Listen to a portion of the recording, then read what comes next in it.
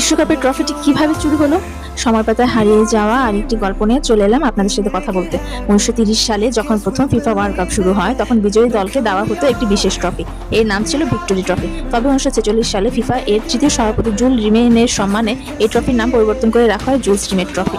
এই ট্রফিটি নকশা করেছিলেন ফরাসি ভাস্কর অ্যাবেল ল্যাফলিয়ার। ট্রফিতে দেখা যায় গ্রিক বিজয়ের দেবী নাইকিকে, যিনি দু হাতে একটি কাপ ধরে আছেন। এটি তৈরি করা হয়েছিল গোল্ড প্লেটেড স্টার্লিং সিলভার দিয়ে এবং এর উচ্চতা ছিল প্রায় 35 সেন্টিমিটার। ফিফা তখন একটি বিশেষ নিয়ম চালু করে, যে দেশ 3বার বিশ্বকাপ জিতবে ট্রফিটি চিরদিনের জন্য তাদের হয়ে যাবে। 1970 সালে ব্রাজিল তৃতীয়বার বিশ্বকাপ জিতে সেই গৌরব অর্জন করে এবং জুলস রিমেট ট্রফির স্থায়ী মালিক হয়ে যায়। এরপর 1974 সালে ফিফা নতুন ফিফা ওয়ার্ল্ড কাপ ট্রফি চালু করে, যেটি আজও ব্যবহার করা হচ্ছে। কিন্তু এখানেই শেষ নয়। 1983 সালে ব্রাজিলের ফুটবল ফেডারেশন অফিস থেকে জুলস রিমেট ট্রফি চুরি হয়ে যায়। দুঃখজনকভাবে ট্রফিটা আর কখনো উদ্ধার করা যায়নি। অনেক ইতিহাসবিদের ধারণা এটি গলে ফেলা হয়েছিল, যা শুধু একটি পুরস্কার নয়, বিশ্ব ফুটবল